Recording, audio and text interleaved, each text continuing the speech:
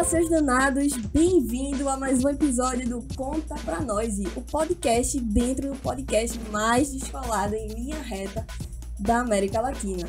Eu sou a Su Farias, videomaker do Máquina 3 e produtora do É Nóis Podcast. E hoje, para falar sobre este assunto, estou com ele, Lula Couto, professor, historiador e psicanalista. Seja bem-vindo, Lula. Muito obrigada por ter vindo aqui na nossa sala roxinha.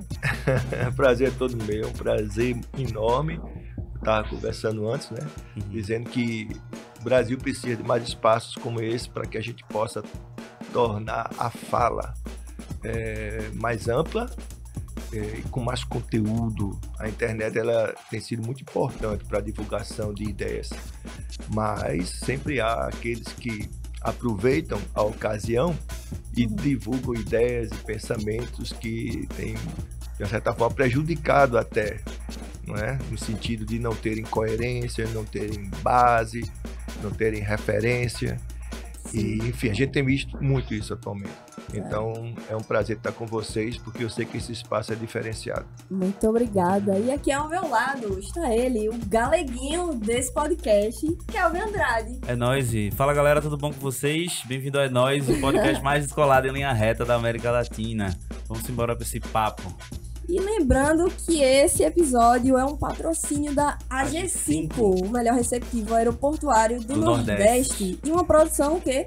Máquina 3. Máquina e Su 3. Farias, que hoje E agora... eu. A gente podia trocar, né? A produção poderia ser minha agora. A produção Kelvin Andrade, é isso. Não, mas é de Suelen Farias. E aí, Kelvin, pra achar a gente nas redes sociais, como é que faz? Você vai botar assim, É Nóis, e adiciona um Y no final. Aí fica É Nóis Podcast. Você pode encontrar a gente no Instagram, no Twitter, no TikTok, aqui no YouTube, aqui não, né? No YouTube, nas plataformas digitais de áudio e nas ruas.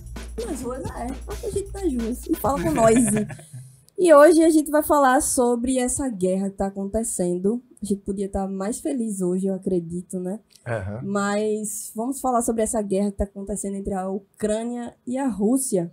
E aí eu não queria falar besteira, nós somos aqui curiosos. Exatamente. Como eu me apresentei no início, sou videomaker, então decidi chamar o Lula pra dar esse apoio pra gente. Mas a primeira pergunta que eu queria começar esse podcast... Pra você ver aqui que eu preparei nada, né? Tá vazio aqui meu negócio. Mas é o seguinte, vamos embora. Você, como historiador, Certo.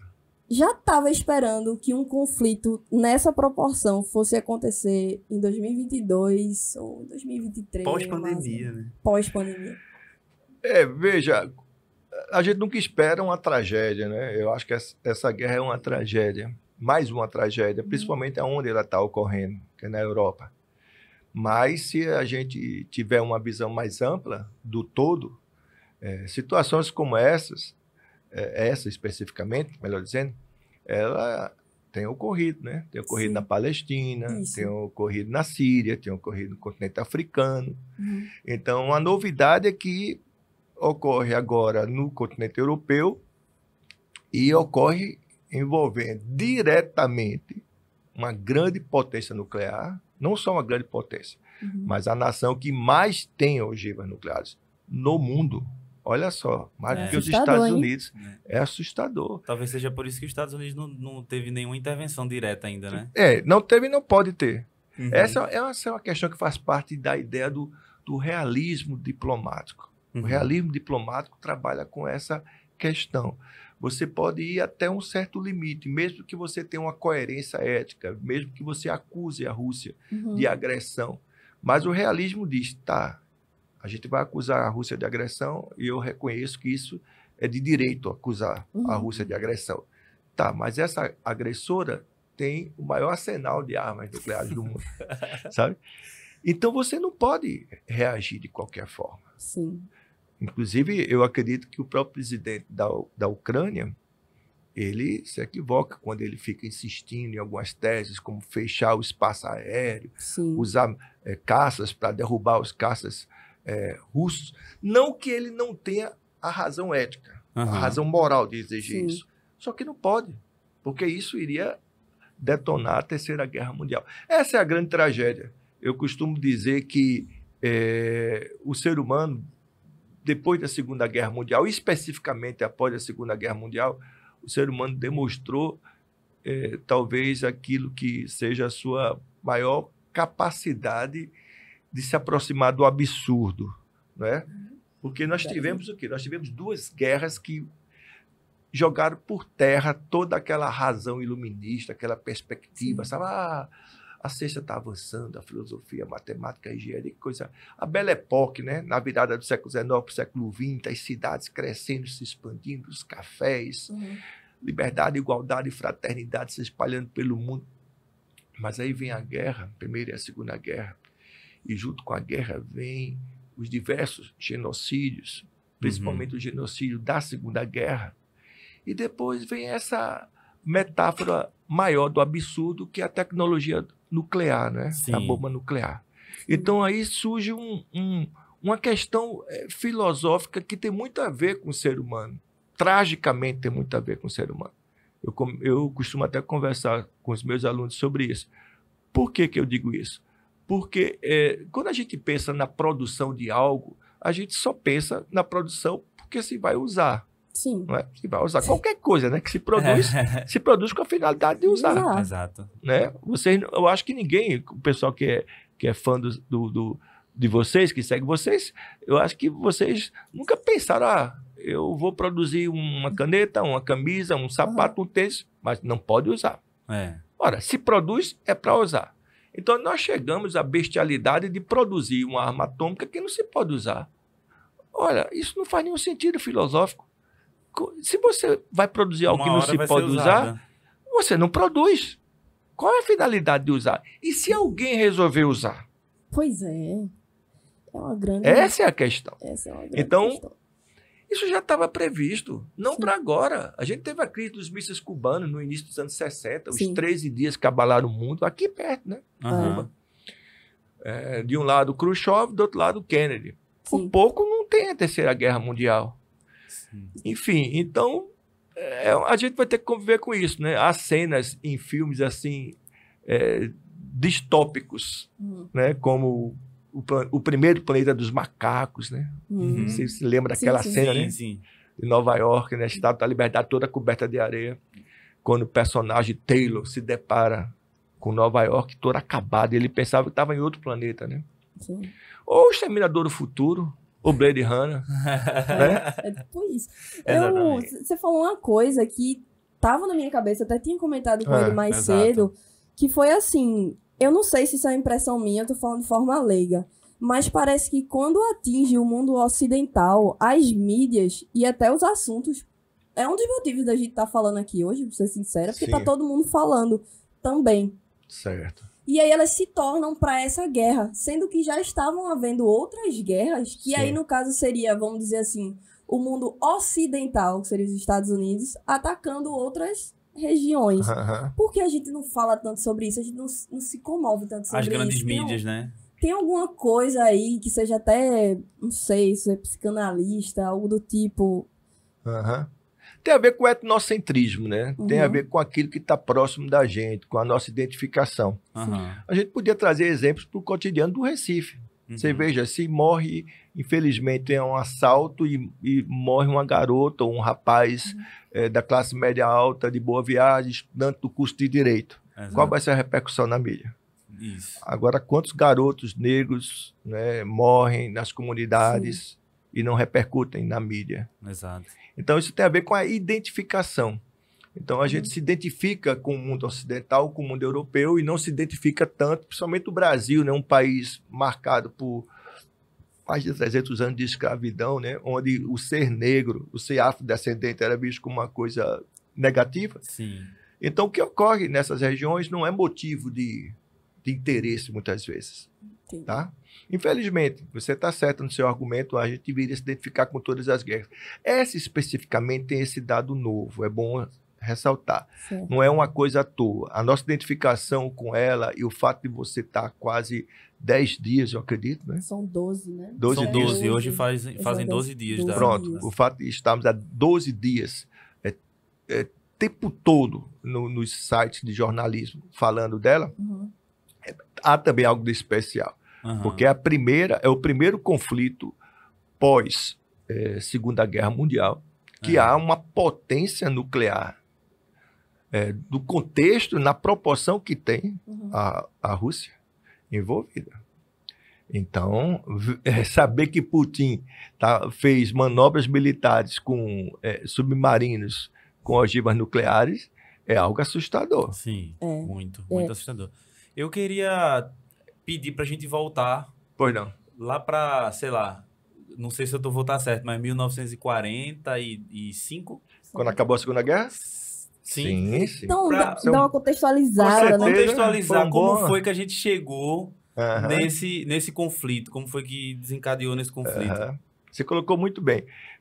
Eu acho que a gente tem que entender algumas questões para entender esse conflito. A primeira e mais importante é como surge a União Soviética. Né? A União Soviética ela vem após a Revolução de 17, a Revolução Russa, e a Rússia se torna o primeiro país comunista do mundo, e depois repúblicas próximas à Rússia, como a Ucrânia, se tornam repúblicas socialistas.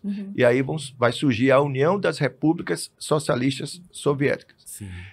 Então, o socialismo que estava restrito à Rússia, agora não. Agora ele se amplia para as regiões vizinhas. No caso, o oeste da Rússia e o leste do Ocidente que a gente conhece, né? O leste da Alemanha, o leste da Áustria. Então, aquela região na fronteira hoje que está exatamente ocorrendo a guerra da Ucrânia. A Ucrânia é uma das mais importantes. Depois da Rússia, talvez a gente possa considerar como a mais importante, ou tenha sido, né, a mais importante República Socialista Soviética.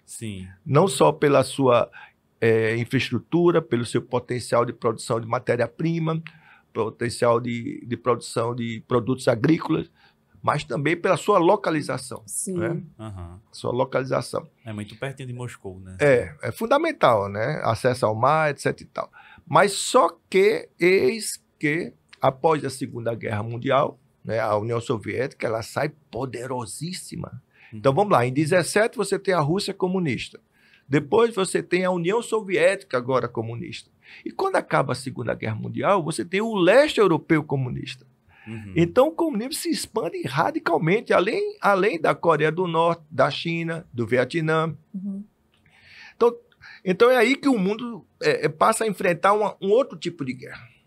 Que os fãs de vocês com certeza sabem, porque deve ser fã mesmo, porque o podcast de vocês é top, tem que ter fã. Né? Não são seguidores, a gente chama são de fãs. Seus Danados. Foram eles que escolheram. Porque fala, ei, danado, vem cá. Então, começou a Guerra Fria. Olha que interessante, isso a gente volta para o início da conversa da gente. A guerra é fria, porque não pode ser quente. Porque a bomba atômica não pode ser usada. Voltamos. Exato. Por isso o termo Guerra Fria. Veja que ironia, ao invés de não fabricar bomba, eles fabricam e mudam o português, ou muda a língua, para se entender ou não. É guerra, mas tem que ser fria. Tá, mas e se o maluco resolve que a guerra seja quente? Pois bem, então tem essa Guerra Fria, porque não pode envolver as grandes potências. Ela pode envolver indiretamente, mas não diretamente. Porque se envolver, a capacidade nuclear das grandes potências, principalmente Estados Unidos e União Soviética, no caso, seria capaz de destruir a Terra mais de 7 vezes. Nossa. Então essa Guerra Fria ela vai ter uma relação muito próxima com a Guerra do Vietnã, com a Guerra da Coreia, com a Revolução Cubana, com o golpe militar de 64 aqui no Brasil, com o golpe no Chile. Então, nada que ocorre no mundo pós-45, pós-47, principalmente, quando a Guerra Fria se estabelece, nada que ocorre no mundo deixa de ter relação com a Guerra Fria. Né? Deixa de ter relação com a Guerra Fria. Então, são dois blocos, o bloco comunista e o bloco capitalista. O bloco comunista comandado pela União Soviética e o bloco capitalista comandado pelos Estados Unidos.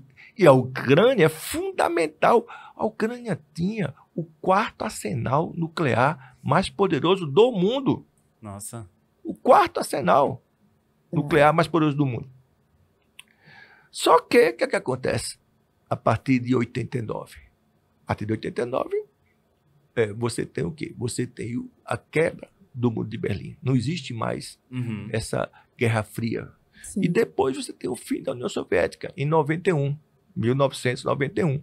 Então, o comunismo, ele como modelo real, como estrutura real no mundo, ele vai à falência. Você Sim. tem alguns países comunistas, como a Coreia do Norte, você tem Cuba no processo de transformação, você tem a China, que se considera um modelo híbrido, né? Sim. Porque tem a economia praticamente de mercado. Sim. Mas não existe, aí não vai existir mais União Soviética, não vai existir mais leste europeu comunista. E como ficam as ex-repúblicas? Exatamente. Aí que está o problema. Esse é o grande problema. Como é que Putin vê isso, né? Também dá. E aí, junto com isso, você tem uma OTAN, que era o braço armado do bloco capitalista, que não se desfaz. Ela foi criada pelos Estados Unidos? Ela foi criada pelos Estados Unidos em plena época da Guerra Fria, para exatamente garantir a segurança do bloco capitalista. Sim. Só que essa OTAN, ela não se desfaz. Enquanto que as estruturas do comunismo internacional, elas são desfeitas. Mas as áreas de influência, elas continuam existindo. Então, mesmo você dizendo, hoje é a Rússia, tudo bem, é a Rússia. Não é mais comunista, tudo bem, não é mais comunista. Mas há interesses econômicos, políticos, da geopolítica, que são fundamentais. E entre esses interesses, você tem do outro lado o interesse do Ocidente, do mercado comum europeu, da expansão da OTAN, melhor dizendo, na Europa, e em direção a quê? Ao leste europeu. Então a gente volta àquela questão do realismo diplomático. Então, se por um lado todo o país ele é absolutamente livre para decidir o seu futuro, para decidir se quer entrar na OTAN, se quer entrar no mercado comum europeu, enfim, todo país é livre.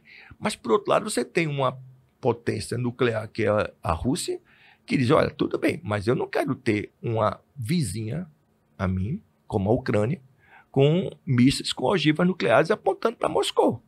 Exatamente. Como eu tenho total certeza que os Estados Unidos não queriam ter em Cuba mísseis apontando para Nova York, ou para Washington, ou na Venezuela.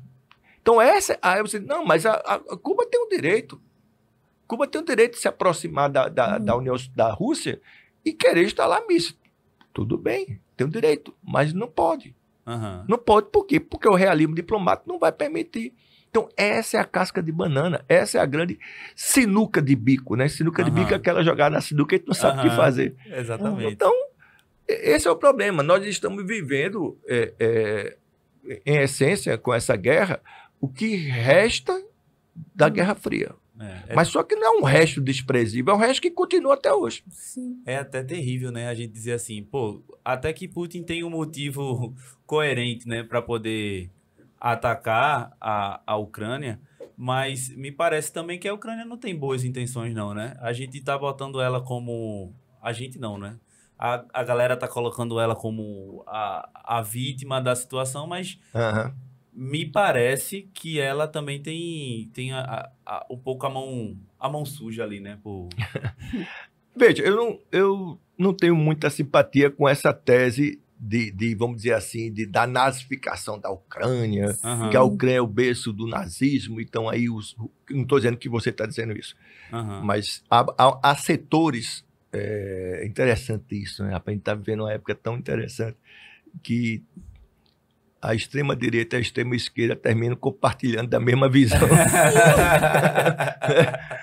Você olha assim, né, você vê a extrema-esquerda e a extrema-direita com a vontade de se agarrar com Putin e satanizar a Ucrânia. Exatamente.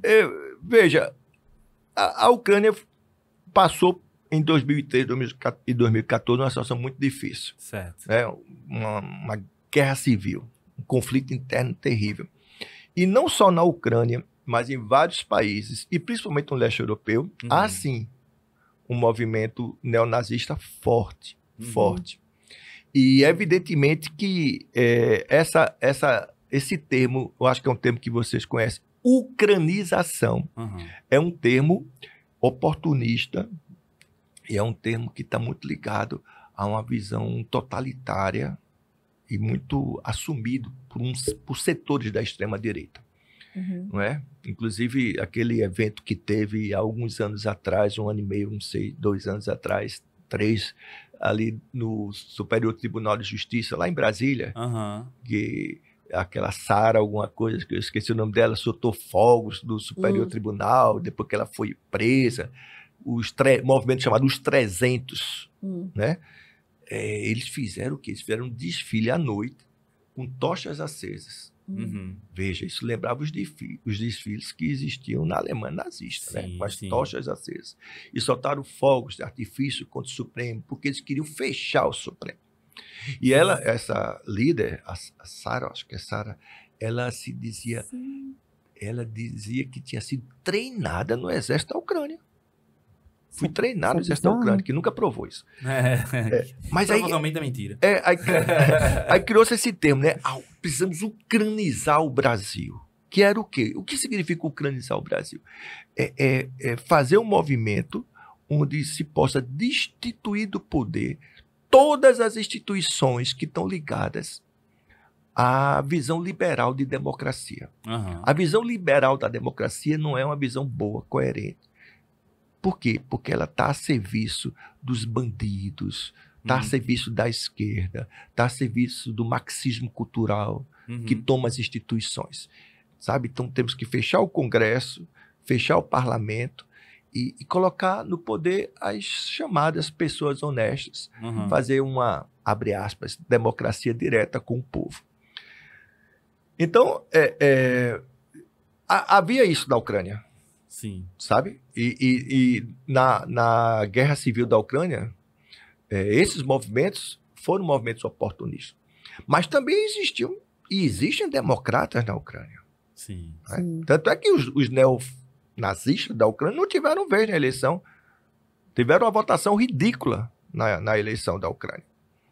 Então, eu posso dizer que o governo da Ucrânia ele comete equívocos? Posso. Não vejo o presidente da Ucrânia como sendo uma pessoa hábil. Eu acho ao contrário, que ele está sendo irresponsável.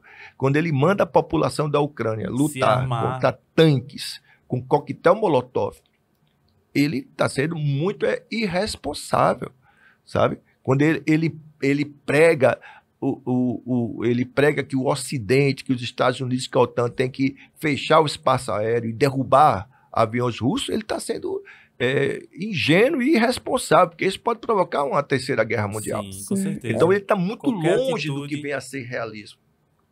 Por isso que eu acho isso que você coloca tem um viés interessante, né? Ver as contradições da Ucrânia. Sim. Mas não dá para abrir mão, na minha opinião, né? Eu respeito quem pensa diferente, de que só há um agressor nesse caso, que é o Putin. Sim. Que inclusive, uns dias atrás até começou a atacar usinas nucleares, né? a maior usina da Europa, né? Que é um movimento muito arriscado. Eu vi especialista falando que poderia ser, tipo, 7, ou sei lá, responsável por 6, como é o nome Chernobyl. Assim, a radiação. A radiação assim. Poderia ser 6 Chernobyls, assim. Achei isso, apesar de ser um ato comum, né?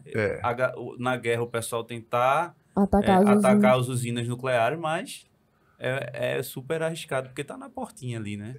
É bem colocado. Na portinha de uma terceira guerra mundial. Você deve sempre se preocupar quando o negócio fica na portinha, né? É muito complicado. Tu falou do Zelensky, né? Que é o presidente da Ucrânia. E assim, eu não li muito sobre ele. Se você souber, por favor. Mas assim, eu vi um pessoal na internet comparando ele, por exemplo, a um Danilo Gentili. Porque ele era um ator, que era um comediante. Bela comparação. E que ele foi parar na presidência. E aí, quando eu vi essa comparação, o que é que eu entendi? Olhando de fora, né? Não fui ler, que fique claro.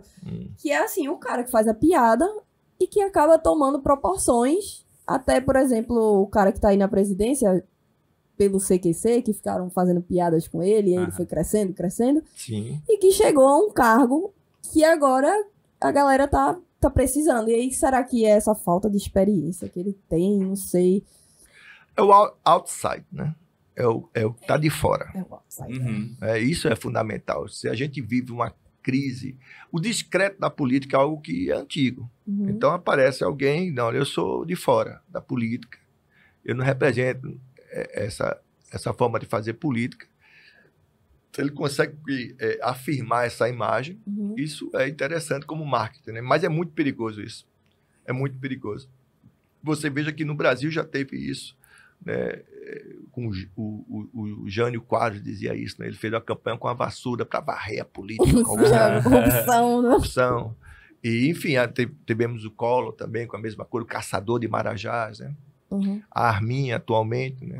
Sim. Eu vou varrer a corrupção, vou combater tudo. Sim. Então eu estou de fora. Eu não faço parte do sistema, né? Então o Zelensky, ele era assim, ele tinha um personagem que era ele exatamente o personagem, né? Ele terminou se tornando o personagem, né? Tem uma cena do seriado que ele fazia que ele está com 2 metralhadoras atirando no parlamento, acabando com o parlamento, né? Veja como a ucranização aí. Sim. Nenhuma instituição presta, atirando, acabando e com o ele parlamento, acaba sendo fazendo a metáfora, né? uma representação do que seria uma instituição, né? Assim, pois é. Não Mas faz é porque... sentido. mas ele é o novo, né? Eu assumo... Eu sou da instituição, mas não sou tanto. Eu não sei se vocês lembram, apareceram cenas no passado recente de políticos jogados em lixeiras. O eleitor jogava na lixeira, jogava na lixeira. Ocorreu na Ucrânia. Tem a ver com essa questão da ucranização. Então, por isso que olha, não contribui em nada essa ideia de você satanizar a política, sabe? Eu acho que a política ela tem seus problemas, ela tem seus defeitos. E você deve vê-los e denunciá-los. Com certeza. Mas você não deve satanizar a política, porque sem política é a barbárie. Teve esse movimento no Brasil de combate ao comunismo, eles poderiam se juntar todo mundo para combater o comunismo da Rússia agora, né? Não sei. Olha, desconfie toda vez que alguém quiser convencer você através do medo. O medo sempre foi o aliado dos oportunistas. Os oportunistas, tiranos, né? Dos tiranos. Os oportunistas, quando eles não têm argumentos, não têm ideias suficientes, assim, capazes de encantar pela coerência, então esses oportunistas estimulam o medo, eles criam fantasmas, eles satanizam. Isso é ao longo da história, sempre foi feito isso. Né? Então, todo extremismo se baseia na satanização do outro. Sim. Então, nesse caso, tanto isso por parte da Rússia, que está satanizando o povo ucraniano, veja, eles são povos irmãos. Os ucranianos e os russos são irmãos. Antigamente, quando ele pertencia à União Soviética, na Ucrânia, era obrigatório se ensinar o russo e o ucraniano. Sim. Nenhum aluno saía da escola sem saber russo e ucraniano. Sabe?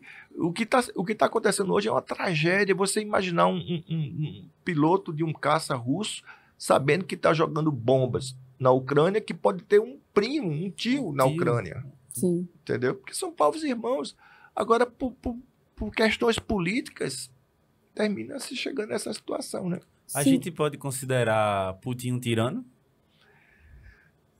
Veja, eu considero Putin um radical, né, um extremista, com sérias acusações contra ele. Sérias, inclusive de assassinato, né? Sim. Morte de opositores. Não sei se o termo tirano, do ponto de vista objetivo, é adequado, porque teríamos que dizer que ele está no poder através de uma tirania. E a gente sabe que houve um processo eleitoral, mas é um processo eleitoral que, na minha opinião, é esdrúxulo, né? Que permite uma pessoa que está há tanto tempo no poder continuar no poder. Mas, de uma certa forma, lá, apesar da perseguição, você tem imprensa, você tem a internet, você tem oposição. Não sei, mas uma coisa eu sei. Se você considera que ele não é um tirano, você pode considerar que ele está próximo de ser. Sim. Tá? Ele não é um tirano porque não existe uma tirania, mas que está próximo de ser. Arrogante, sabe? Enfim. Eu dei uma lida, né, nessa semana, e aí eu vi que ele participava da KGB, né? Pois é. Uma espécie de, sei lá, vamos fazer uma analogia, não sei, um FBI assim, mas virado para lá com outras intenções. E aí falaram que ele era de uma parte da desinformação. Que não é... hoje em dia, se eu falar de desinformação, a galera vai conectar muito com fake news, né? Mas não é essa fake news só de você jogar uma informação, criar e jogar uma informação falsa. É você pegar toda uma estrutura com proporções grandes e que tenham grandes audiências, por exemplo, uma TV Globo da vida, e fazer com que ela propague essa desinformação, e ele fazia isso muito bem. A guerra híbrida, né, é uma novidade dos últimos 20 anos, né? A guerra híbrida é uma guerra que envolve o que você falou, e também envolve a tecnologia que faz, por exemplo, cair. Vamos supor, você pode fazer cair o sistema de controle do trânsito de uma cidade. Exatamente. Então, imagina o caos do Recife, você invade o sistema de informática, do Detran, não sei, e faz cair tudo.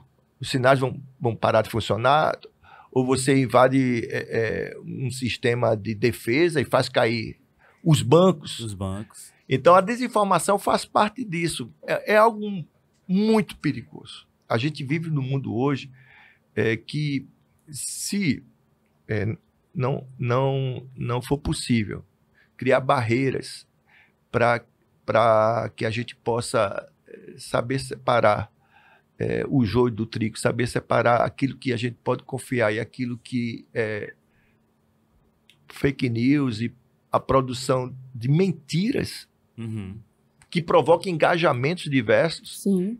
Não é? Veja, a eleição de Trump foi muito pautada nessa ideia. Né? Sim. Isso é perigoso, e a Rússia é pioneira nisso. Na Rússia há sites, não só na Rússia, mas fora da Rússia, mas de russos, né? Ligados a essa atividade. Atividade extremamente perigosa. Por isso que há um termo já que está sendo consolidado na linguagem política, que é a democracia hackeada. Você veja o que é democracia hackeada. É você difundir pelo mundo afora teorias da conspiração que possam mobilizar pessoas contra partido A, B ou C, ou fragilizar a democracia. Por exemplo, vou dar só um exemplo. Houve fraude na eleição de Trump e vai haver fraude na eleição do Brasil se não houver o voto impresso. Exatamente. Entendeu? Aí você difunde auditável, isso também. Uma coisa auditável, né, que eles falam também. Aí você tem a possibilidade, essa coisa é impressionante, porque já foi discutido e trabalhado essa ideia. A gente acredita, não é naquilo que tem coerência em si, a gente acredita naquilo que tem coerência para a gente. Exatamente. E o que faz com que a coisa tenha coerência para a gente é a simpatia, é o respeito, é a amizade de quem divulga. Eu não estou falando de mim ou de vocês, eu estou falando das pessoas no dia a dia, no cotidiano. Então, uma conversa de WhatsApp, ela é muito mais importante para convencer alguém do que um trabalho acadêmico, publicar numa revista científica. Exatamente. Até a linguagem. Até a linguagem. É mais acessível. Então, você pega uma pessoa e joga uma fake news que diz que nenhum resultado eleitoral é legítimo se não for através do voto impresso, ou aquela ideia maluca difundida por alguns, até inclusive um pastor, um dos maiores pastores do Brasil, que comparou vacinar criança com infanticídio. Nossa. Veja, a pessoa que escuta aquilo, ela não vai levar em conta, mas existem trabalhos acadêmicos, estudos, sabe? Não, ela vai levar em consideração que esse pastor, eu acredito. Exatamente. Ele tem uma retórica que me convence. Exatamente. E eu não vou vacinar o de meu Deus. filho. É o homem de Deus, eu não vou vacinar meu filho. Então, isso, quando a gente amplia isso para a política, e, infelizmente... Lá na Rússia também tem esses movimentos religiosos, assim, muito dominantes, assim, que tem o poder de manipular a galera. Sim, a Rússia é um país tradicional, é um país onde a comunidade LGBT corre riscos. Não é aceita essa comunidade, ela se convive com ela, mas uma pessoa trans, uma pessoa LGBT corre riscos na Rússia. Se manifestar o seu desejo na rua, ela corre risco. E o Putin representa um pouco isso, sabe? Esse macho alfa, patriarcal, poderoso. A Rússia é um país conservador, é um país de costumes conservadores. Não só a Rússia, muitos países do leste europeu. E isso tem a ver com a tradição deles. Lá o que predomina muito é o cristianismo ortodoxo. A igreja ortodoxa é muito forte no leste europeu. Ela surge no ano 1000, rompe com o papado, rompe com a igreja católica cristã. É a primeira vez que o cristianismo ele se divide. 500 anos depois, nós vamos ter a reforma protestante. Mas a primeira vez que o cristianismo se divide é exatamente no ano 1000. quando surge o cristianismo ortodoxo e se expande pelo leste europeu, lá em Constantinopla. Sim. Aquela região toda do leste europeu. Aí você tem Turquia, você tem um pouco a região dos Balcãs e você tem a Rússia, né? A Rússia é imensa, a Rússia é Eurásia, né? Uma parte na Europa, uma grande parte na Ásia. Uhum. A Rússia é um país imenso, então, principalmente o interior da Rússia, né? Quanto mais você vai para o leste, da Rússia, mais você vê a tradição. Sim. Não é à toa que prevalecia antes do comunismo lá, de 17, prevalecia o czarismo, que era uma autocracia. Uhum. Você veja, até 17 você tinha quase todos os países da Europa vivendo o republicanismo, com a eleição, etc e tal, ou então as monarquias. Uhum. Mas tinha eleição para o parlamento. E a Rússia tinha um czarismo onde o czar era um autocrata, sabe? Era quase que um rei absolutista. Uhum. Isso não vem do nada, isso vem da tradição do povo russo. Sim. Então tem influência do cristianismo ortodoxo e do patriarcado. O patriarcado é muito forte na Rússia. A gente falou aqui durante a conversa que tinha muitos democratas na Ucrânia.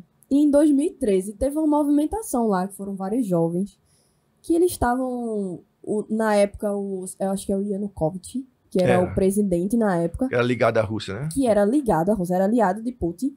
Ele negou a entrada na União Europeia. Exato. Por influências de Putin também. Eu sei que tinha uma coisa lá e ali o povo foi pra rua. O que aconteceu? O que teve naquela Ucrânia em 2013? Que eu acho que tem muito a ver também com o que tá acontecendo tem hoje. Tudo. Porque ele caiu, né? Ele foi pra Rússia depois, Putin acolheu ele, enfim.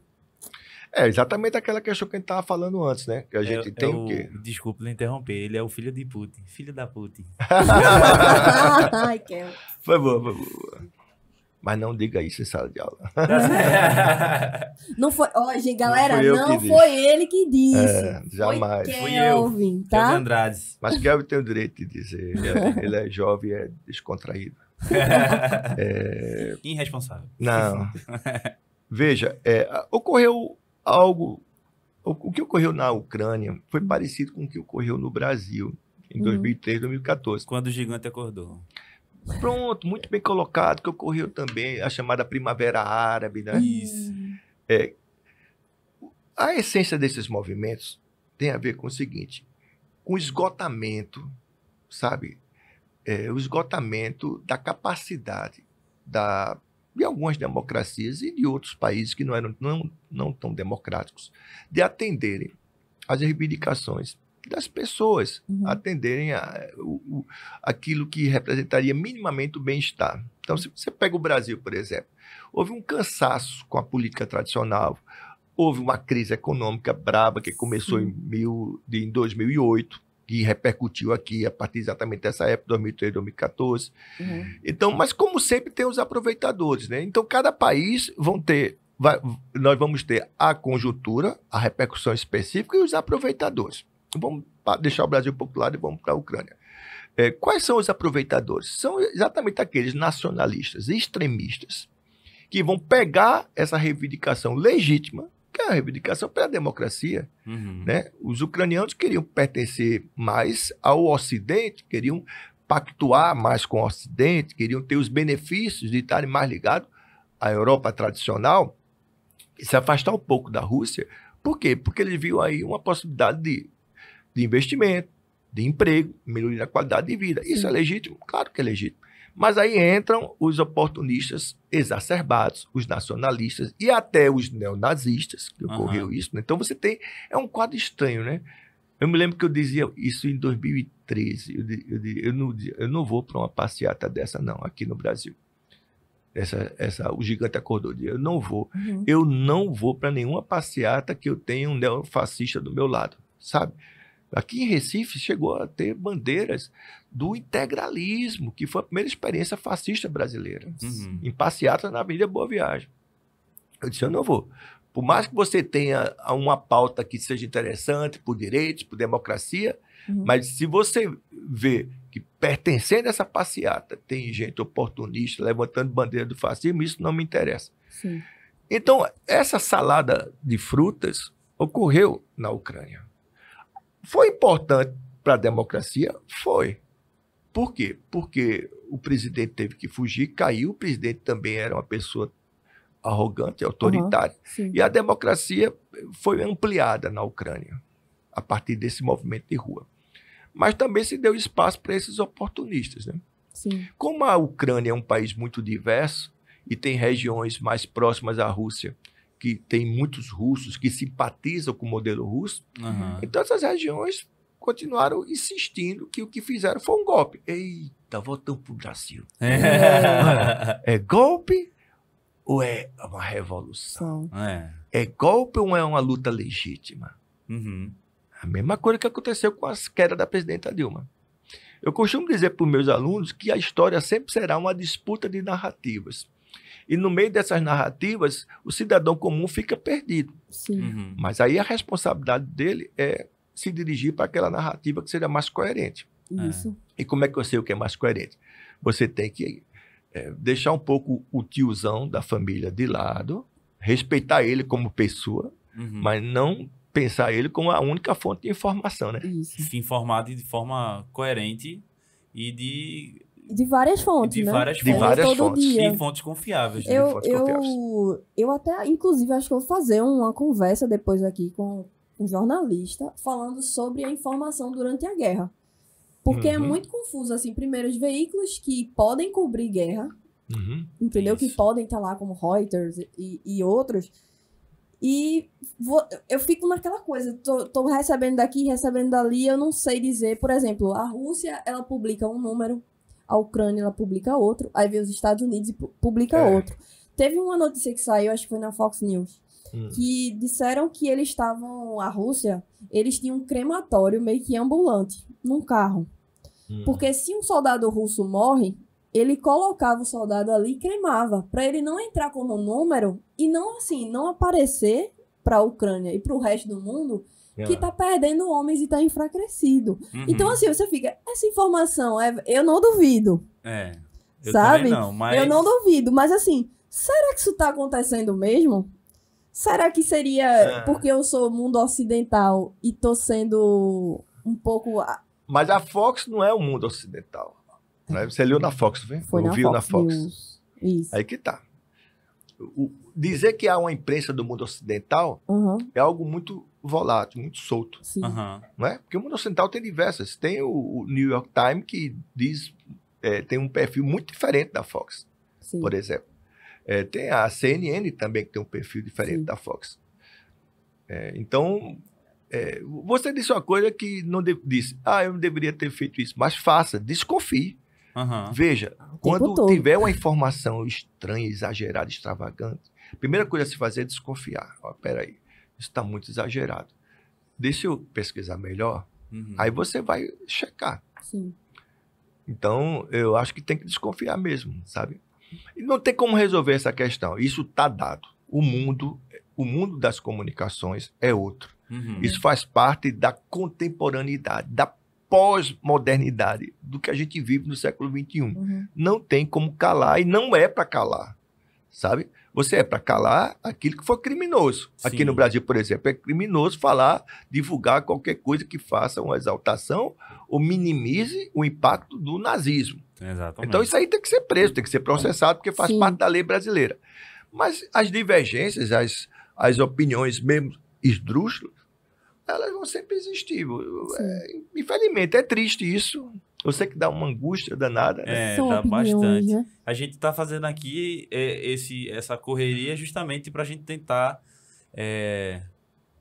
pautar algumas coisas, trazer especialistas para a gente dar uma informação mais precisa possível para a gente chegar naquele ponto que você falou da escolha da narrativa, né? Sim. Isso é que é o mais importante.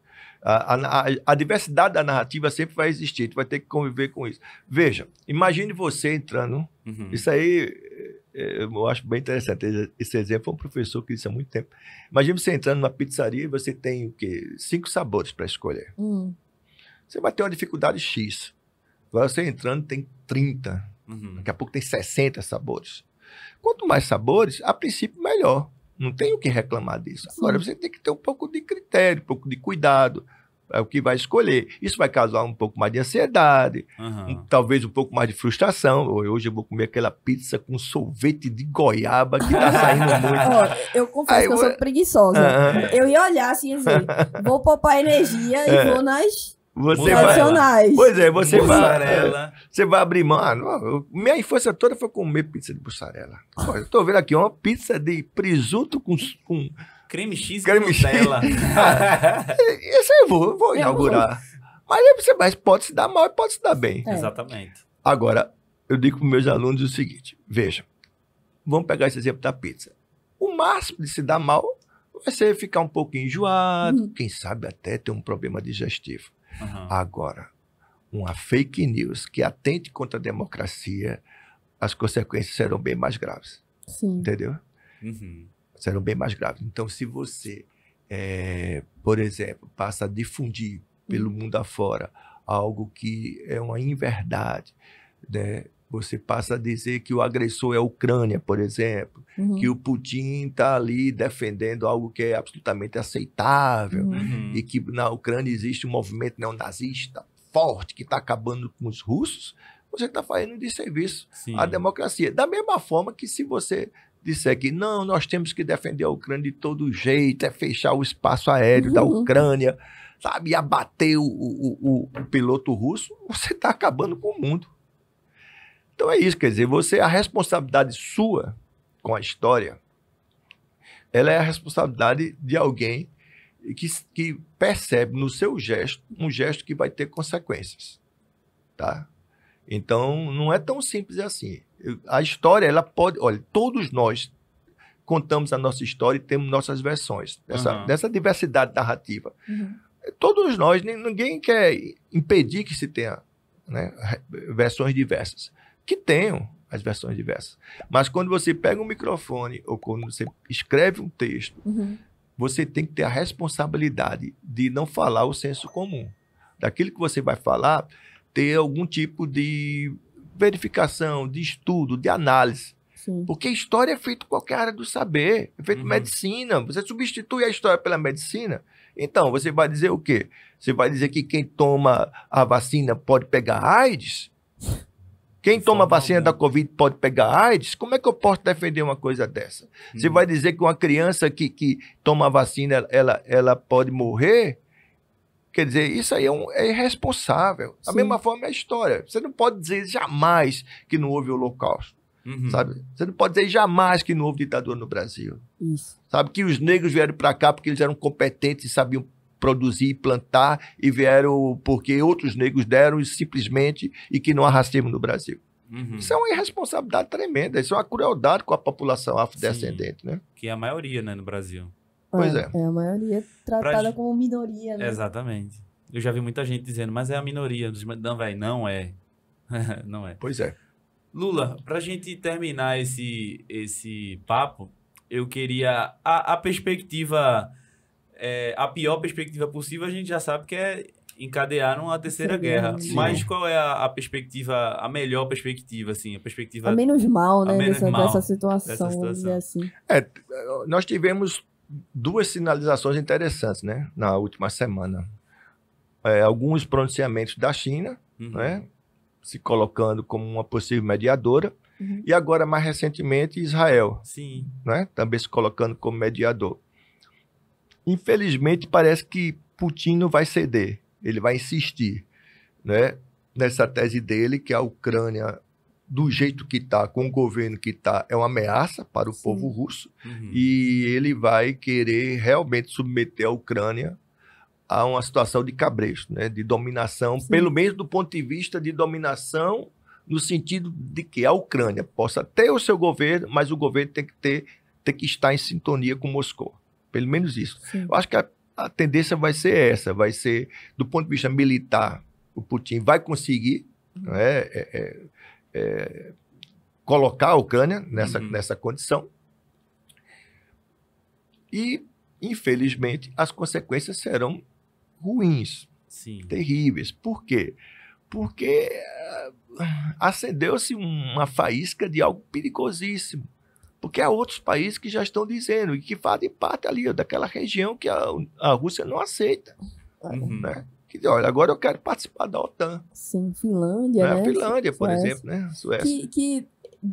Eu vi um dado também, não lembro a fonte, tá? Mas checa esse Suelen negócio aí. suas fontes, Suelen É suas porque eu fontes. leio muitas coisas assim durante a semana e aí eu vou lembrando de acordo com o que eu tô conversando aqui. Mas eu posso procurar para poder colocar na descrição do episódio. Tudo que a gente citou aqui. Que em média 90% a Finlândia dependia do gás natural da Rússia. Então, Sim. assim, muitos países da Europa, eles dependem do gás natural da Rússia. A Alemanha 40%. E por aí vai. E aí fica aquela coisa, assim, eu fico com a impressão de como se ele não fosse parar na Ucrânia, sabe? Esse é o menos ruim, é que a guerra acabe e que se possa, com o tempo, encontrar alternativas. Sim. Mas a situação não vai ser fácil, porque os efeitos serão vários. Efeitos da diplomacia.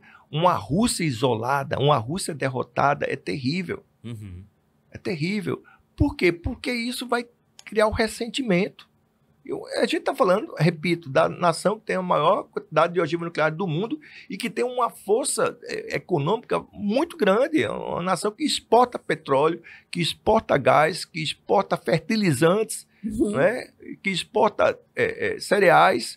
Enfim, a situação é difícil. A gente está aqui no Recife conversando e amanhã a gente pode ter um aumento do preço da gasolina, né? O barril de petróleo já aumentou muito. Então, não dá para dizer o que seria menos ruim. Eu acho que o menos ruim é a guerra acabar. Sim, com certeza. A guerra acaba. Civis são poupados. Pronto. Agora, o mundo deu uma virada de chave. A gente não sabe para onde ele vai caminhar, mas que houve uma virada de chave, houve. Vamos esperar que não seja algo mais radical do que ocorreu e que está ocorrendo. Sim.